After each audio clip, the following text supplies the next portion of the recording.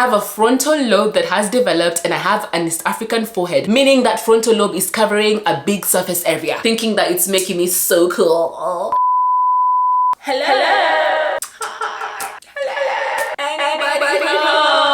Hey guys, and happy new year. Happy new year, because this is the first video in 2025 on the channel. What happened, girl? We agreed, the consistency. I feel like I have let you guys down so many times. Promise I'm gonna be consistent and then I'm not, and then I'm consistent for like 2 days and then I disappear. 2025, none of that. We're starting on a very clean slate. This is no longer a toxic relationship where I promise I'm gonna do something then I don't. All is forgiven, I hope. Once I have been missing in action for some time, I like to sit down with my girlies and let's just have a chat. Let's remind each other why we love each other. I actually went to Kenya for 6.5 weeks and yeah, I had a ball. I had a ball. I had a time, guys. I had such an amazing time. I turned 25 in Kenya, celebrated my birthday a number of times. I also celebrated Christmas. That was the first hot Christmas that I had since 2016, because 2017 Christmas I was here. I was in the UK. Went back to my shags. I went to Murang'a. I was in Nairobi for most part, and then I was in Nakuru at some point. And the entire time I was there, because you know it's drink summer, every single time you breathe in you're spending money. I kept tapping my UK bank card, and every single time I would tap it I would get charged a non-sterling transaction fee. So I moved from that and I started moving money from my UK account to M-Pesa, because of course in Kenya it's just easier to use M-Pesa. If only I had known. If only I had known. Which brings me to the lovely sponsor of today's video, which is Taptap. Hey guys, if you are a Kenyan living in the diaspora like me, whether you're in the UK, US, Canada, wherever place you are, and you're trying to send money back home, I wish I knew, because the amount of transaction fees I paid in total, I could take myself on a trip. The gag with Taptap Send is you can send money back home with no transactional costs, 0 transaction costs, no hidden fees, and the rates hella competitive. I am telling you, I have used so many apps to send money back home, to send money to Kenya, and nothing comes close to Taptap Send. You're gonna have to see it for yourself, okay? And I'm not even gonna leave you hanging, because I could never do that to my girl. If you're a first-time user, I have a promo code for you, and if you use that promo code for the first transaction, you will get a bonus on top of the money that you're sending back to Kenya. And if you are in Kenya and you're trying to get money from abroad, let that person know that you know about this app that they can use, because this app is to send money to Kenya. It's not available in Kenya, it's to send money to Kenya. Okay, so if you're back home, I put you on. So yeah, let's get into the video, guys. And thank you to the besties at Taptap Send for sponsoring this portion of the video. New year,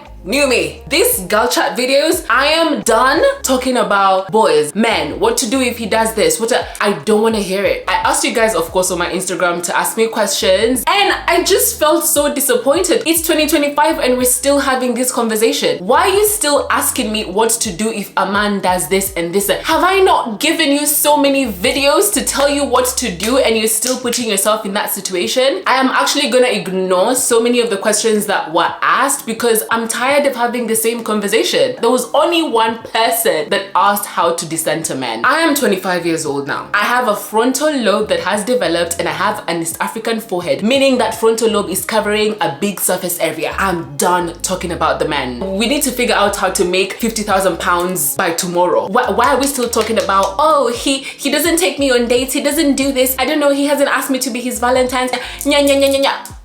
Get another man and move on, okay? Like, leave me alone. I'm tired of that conversation. Let me calm my nerves.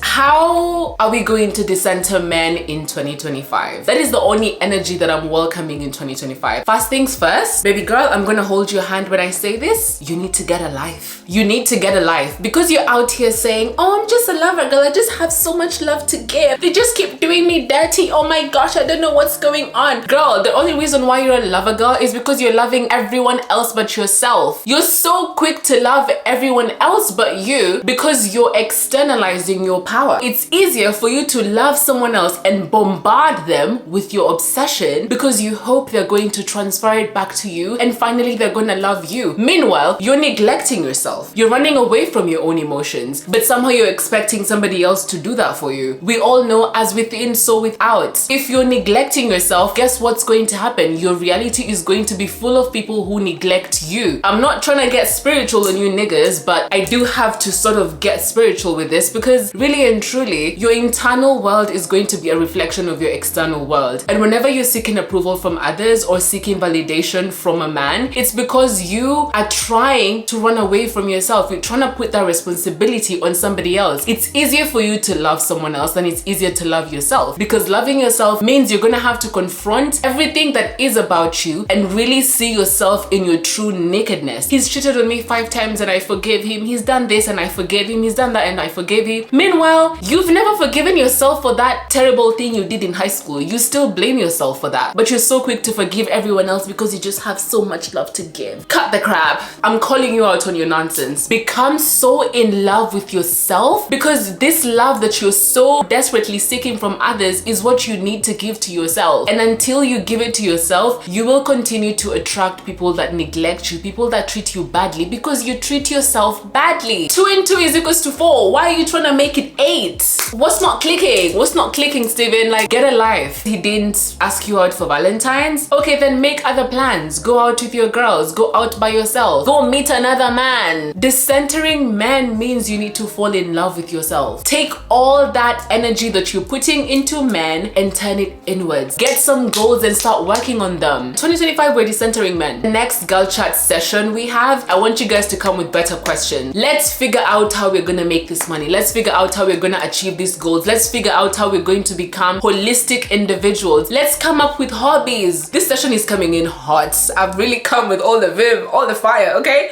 I'm 25, guys. I don't have time for jokes.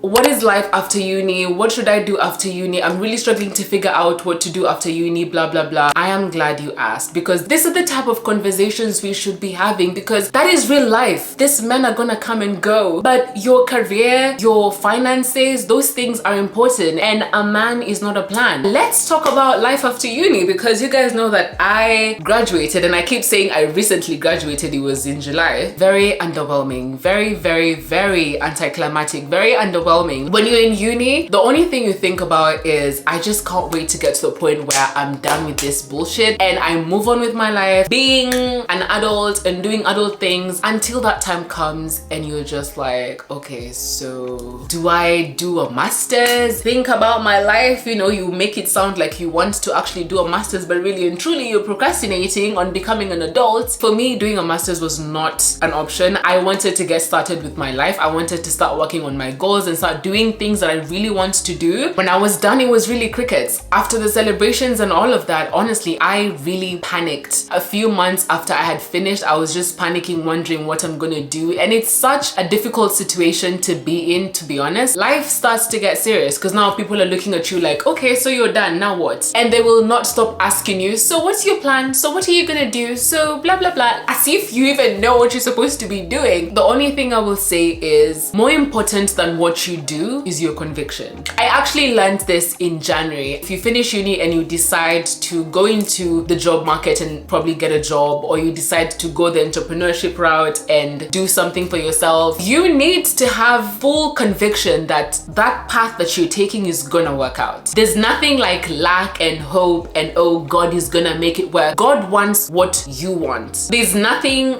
magical or like a preconceived destiny for you that is there in the heavens, and God will never want for you what you don't want for yourself. So if you decide this is the path you want to take, you need to have full emotional conviction that that is the right path for you and it's going to work out. And for that reason, you need to completely block out any opinions from other people, opinions from your family, from your friends, from people you love. You need to block out any opinions. If you believe this is the path you want to take, you need to stick it through and have the conviction that that is the right path path for you and just stay on that path. Even when it's not looking like things are working out, you need to stay on that path. As long as you have the conviction that this is it for you, stay on that path. The reason why things don't work out is because sometimes we have the conviction maybe in the beginning, and then we start talking to people and they start instilling doubt in us because they could never think about how that whatever you're trying to achieve can work for them. And so they start instilling doubt, not because they hate you, because in their head they don't think it's possible. And so when they tell you it's not possible, it's not because they hate you, it's just because they have their own limits, and in their own way they're trying to protect you from disappointment. But as I have said, God will never want for you what you don't want for yourself. I'm not gonna get all preachy on you guys, but this period after uni, be patient with yourself. Decide on a path that you feel truly called to. Follow that path with all your heart and your soul, with full alignment, mind, body, and spirit. Master the craft. Learn what you need to learn to survive in that industry. I feel like I have been creating content for such a long time now, and I feel like, in all honesty, for me, the reason why I still am not where I want to be is because I started to falter at some point. There was a time where I was really so convicted about my journey and I knew exactly what I wanted to do, and then I was doing it and doing it and doing it, and I'm like, oh my god, this is really taking so long. I thought this was gonna take like a few months, a year, and then I'll be successful and I'll be an influencer and going for brand trips and blah blah blah. Here we are, still nothing, still crickets, and I just still have to keep going because I had to recommit and come back to myself. And I'm like, okay, is there anything else that I feel so convicted to do? No, there's nothing else. The only thing that brings me pure joy is doing this. This strategy that I've been doing for the past few years hasn't been working. Let's go back to the drawing board. Let's figure something out. Let's maybe think about going about this in a different way. I've never had a problem getting followers, but I always used to feel like there's a bit of a gap between my audience and myself, because there's parts of me that my audience know nothing about. Sort of got caught into the narrative of just creating content because that's what a content creator is supposed to do, instead of finding ways to connect with the people that are choosing to follow my journey. I feel like I started my content creation journey because I really wanted to just share my passions, and I was really passionate about putting outfits together. You know, this was in 2020 during COVID time, and that was the time I was like, okay, I'm gonna start sharing my outfits on Instagram because it's just something that I loved to do. As a child, I was the girl who loved pretty things. I loved beauty. I loved anything that was pretty, putting outfits together, looking nice, looking pretty, wearing heels. That was me. I did all of that because it made me happy. It excited me. And then I started to create content, and it stopped being this thing that I love to do, and it became this thing that I have to do because, oh my god, the algorithm doesn't play, and if I don't post for one day, it's gonna all go up in flames. And then I got to a point where Instagram just stopped being fun for me. I wanted to venture out into a different platform, which is how I ended up getting on YouTube. And then with YouTube, the same thing happened. I started with so much vim and excitement because it was just fun and creative for me, and then it became, okay, I need to create content because this is what needs to happen, and then the fun just got sucked out of it. Why am I telling you guys about this? Oh, I'm telling you guys this because it's life after uni.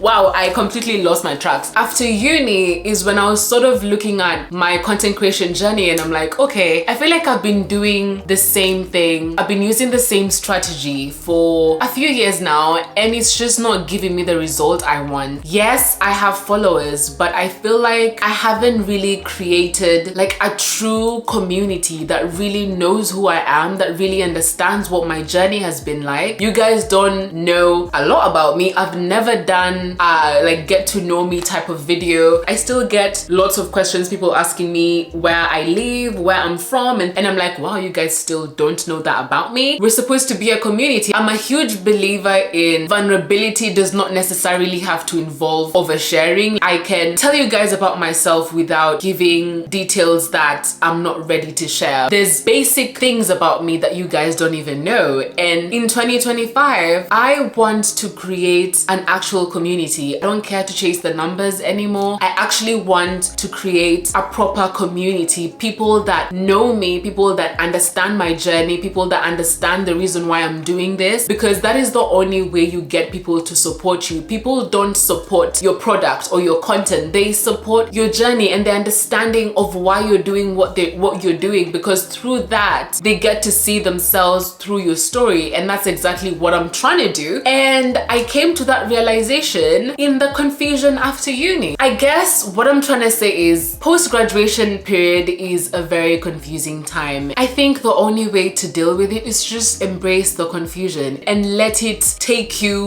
with the waves and use it as a time to turn inwards and really figure out exactly what you want to do with yourself. I know that not everyone has the privilege to pursue their dreams freely. There's so many people that their parents don't support what they're doing, or they just don't have the finances or the capability, or they just don't have the opportunity to pursue what they really want to pursue. So for me, who is privileged enough to figure things out and to do YouTube until it works out, it is definitely a privilege, and I don't want to take that for granted. I don't want to get to a point where I fall out of love with this. I want to use 2025 as the year to fall back in love with the art of creating content, not the strategic part of creating content. I want to fall in love with the art, with the creativity, with the confusion and the ups and the downs and the trying and it works and it doesn't. I want to go back to my childlike self and experiment. I even picked up coloring, guys. Got an adult, well, it's not really an adult coloring book, it's really a children's coloring book. Trying to say coloring very quickly is really testing my tongue. It's testing my tongue. I'm trying to pick up hobbies that are going to help me get in touch with my creativity. I'm even reading The Artist's Way, which is a recovery course for creatives. So I know 2025 is going to be a different year for me. I'm going to tap into my creativity again. I'm going to go back to creating content on Instagram, not because I'm trying to get brands to work with me and become an influencer and do all these things. I want to do it because it's fun to be creative. And if I'm able to create a full career from creating art, even better. At the core of me, I want to create art because it's fun. I want to bring back the play into life. I want to bring back the excitement into doing life. I feel like I just got so serious with it and I don't want to do that anymore. I'm not even sure I've answered your what to do after uni question. But yeah, just figure it out, girl. It's okay. Embrace the discomfort, embrace the confusion, and just do your best. And as I've said, more important than what you do is your conviction behind what you're doing. A few people also asked about female friendships, fake friends, friendship breakups. I am so passionate about female friendships, and this comes from somebody who used to take so much pride in saying, I don't have female friends because female friends are drama. This was me at 15, thinking that it's making me so cool. If I could go back to my 15-year-old self and just slap the shit out of her, cause girl, what the fuck? Before you are a friend, a partner, or a doctor, before you are any of these things, you are a woman. And the person who will understand you better ever in this life is a fellow woman. You can have all the male friends you want, and you can even say that, yeah,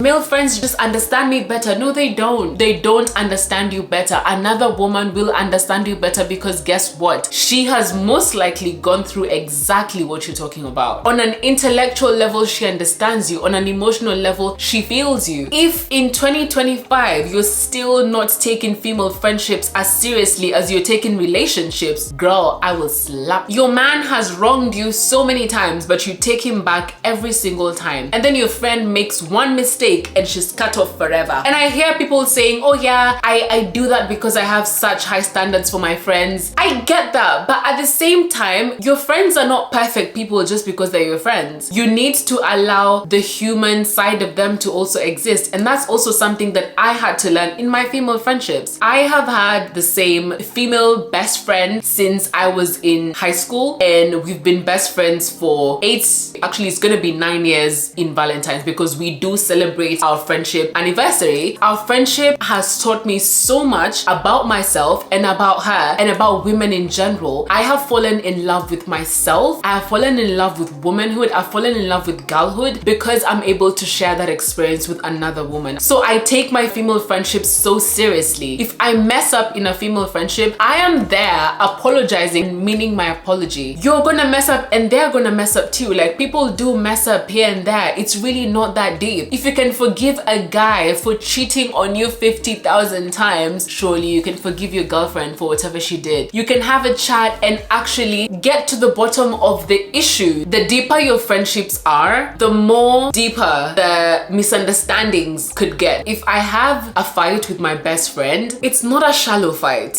because of the depth of our friendship. When we fight, it can get really emotionally painful because it hurts me at such a deep level because I care about that friendship so much. At the same time, I am committed to making sure that I remain her best friend. And in the same way, she is equally committed to remaining my best friend. The only way a friendship is gonna work is if both parties are equally committed to remaining friends. If one person cares more about the friendship than the other, it's not gonna work. That person that cares more is always going to be giving out more of themselves, and then the other one is going to be taking it for granted. If you're at that level in your friendship where maybe jealousy comes in, or serious things are starting to come out, you need to really sit down with your friend and figure out if you really want to stay friends. Because my best friend and I have gone through all those things. We went through a period in our life where, actually multiple periods in our lives where we felt like we were growing in different direction, but the one thing we always had in common is we want to stay friends. So how can we make it work? You're going in this direction, I'm going in this direction. How can we use our differences to understand each other better? Because I am so committed to being your friend and you're so committed to being my friend. There is no male friendship that I have ever experienced that comes close to any of my female friendships. I have like 5 friends. I can count all of them on one hand. I can swear my life on all of them. You need to start nurturing your female friendships. You need to start focusing more on being a better friend. We keep talking about, oh, fake friends, fake friends, fake friends. How about you also start putting effort into becoming a better friend? Have you ever thought about the kind of friend that you are? Or you're just so quick to point fingers and say that, oh yeah, she's jealous and she's this and I have so many haters and blah, blah, blah. How about you? Why do you keep attracting fake friends? So you are somehow surrounded by all fake friends, but you're not fake. Really? Really? Another common question that I got was about body positivity, how to love your body, weight loss, and everything to do with your body. I don't really know if it's a hot take or not. I personally don't think it's really a hot take. I just think it's the reality of things. I think there's a very thin line between body positivity and like loving yourself through whatever and actually being genuinely honest about yourself and your own body standards. Doing the things that you're supposed to do to maintain a certain type of body. Of course, I understand that life happens and throughout life our weight is going to fluctuate. However, your weight fluctuating is different from you treating your body like a dump where you just dump anything. You eat anything, you eat anything, you eat anything. You look at yourself in the mirror and wonder why you're not liking what you see. Every single person has a standard for their body. I lost 28 pounds and even when I was in Kenya, I actually did not even gain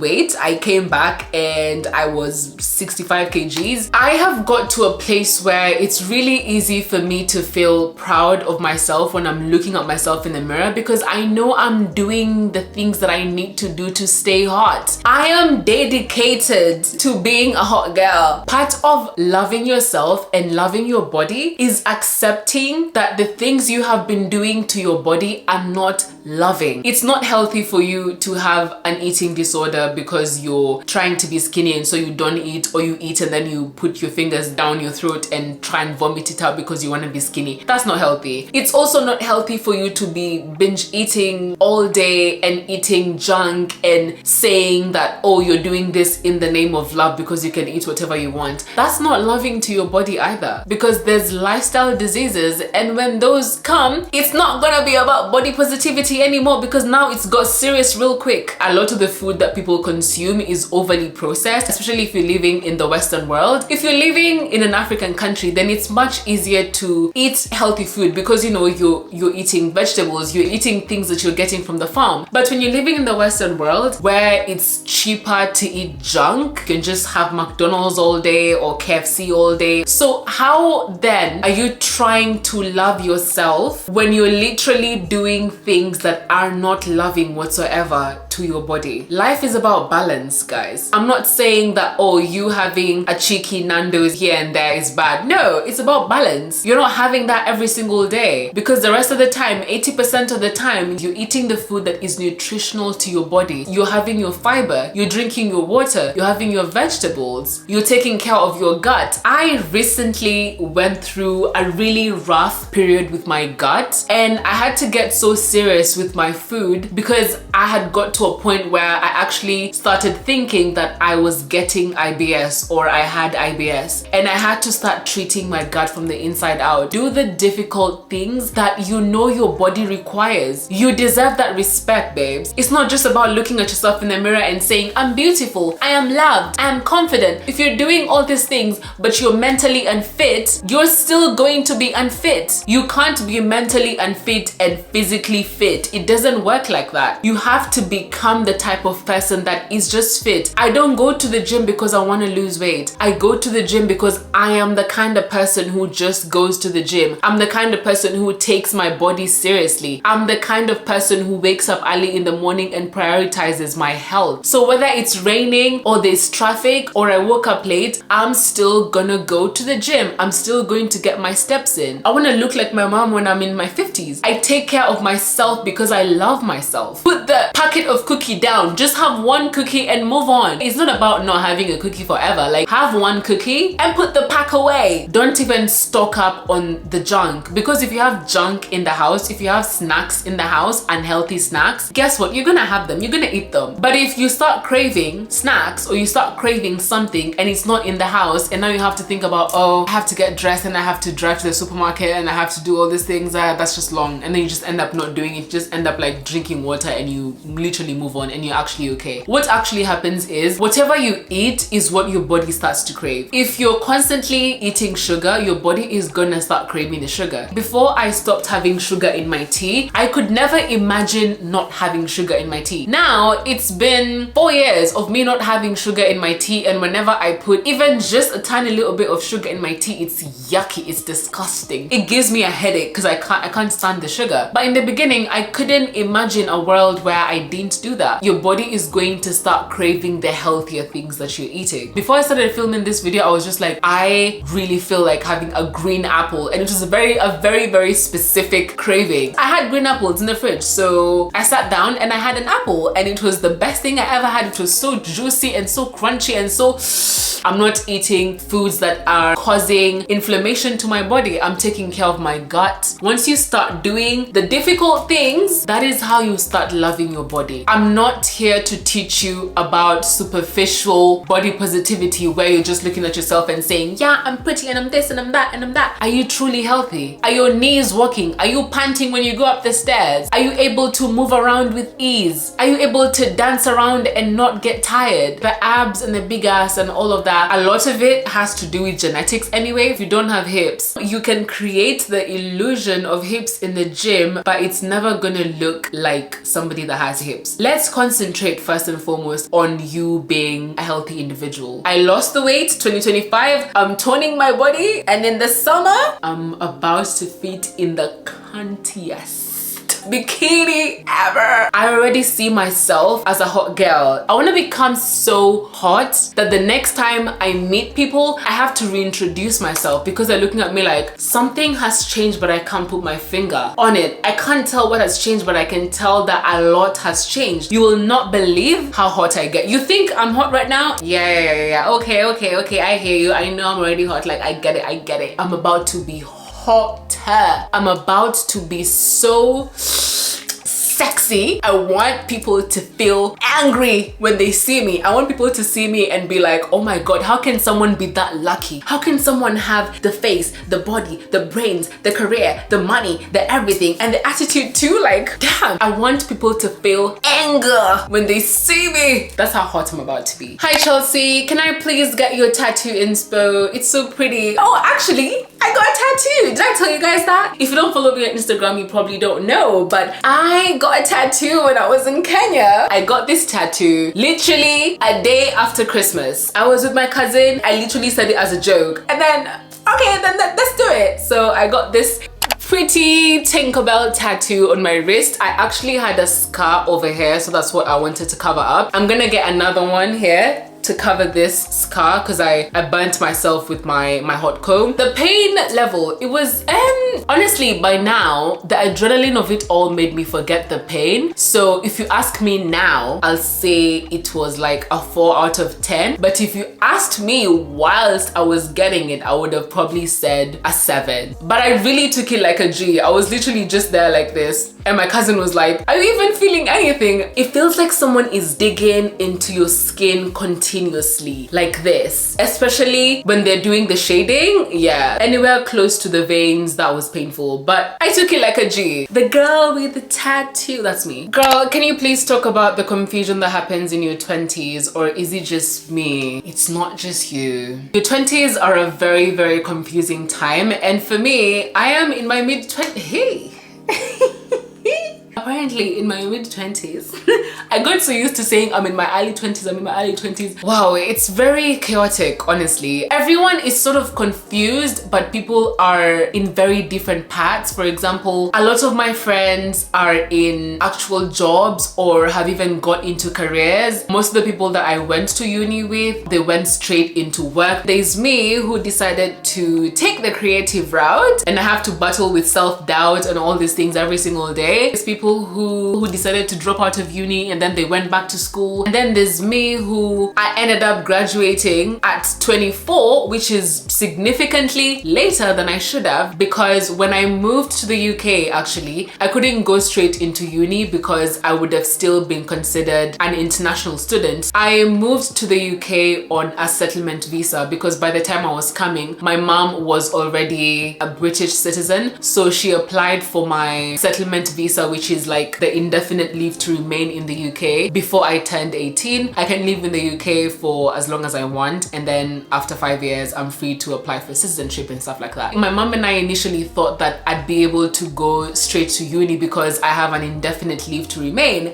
and they said regardless of that, I go to uni straight away. I would have had to pay international school fees, which is literally double what the home students pay. There was no way my mom was gonna do that, so I spent the first 3 years that I had come here working. I had a job. 2018, I had my first job, and then I got my second job at the end of 2018 there. And then I left that second job and went to my third job, which I had from 2019 to about August in 2020. So I ended up starting uni way later than my age mates. I was literally celebrating my 25th birthday, and one of my closest uni friends was celebrating her 22nd birthday. Something like that could have easily frustrated me. Actually, in the beginning, it definitely did. It definitely frustrated me. I was really sad that I couldn't go straight to uni. I really wanted to be like everyone else. But in all honesty, if that had happened, I would have definitely picked a different course, and I don't think it would have been a good course for me. That in between time, the 3 years that I had to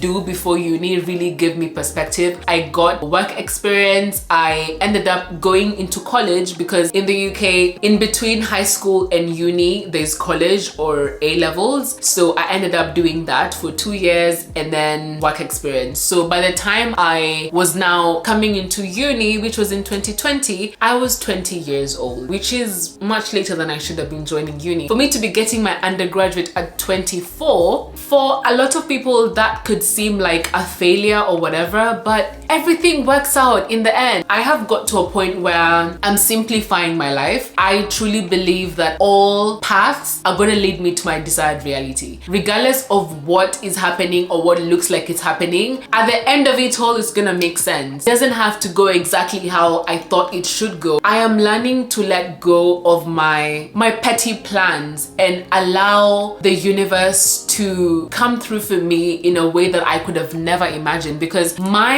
imagination is limited. When I think about being wealthy, I'm thinking about, oh, I think if I was making like 20,000 pounds a month, oh my God, that would be like so much. And oh my gosh, I'm gonna be so wealthy if that happens. And the universe is thinking, girl, we could do 100,000 pounds a month, and I'm thinking 20,000 pounds a month. So I'm here limiting myself because of my own imagination, instead of really just surrendering to the process and just allowing things to happen better than they could have. Because I've told you guys, God will never want for you what you don't want for yourself. God wants what you want for yourself and more. Heavy on the and more. You think that, oh, the level of abundance you want is too big?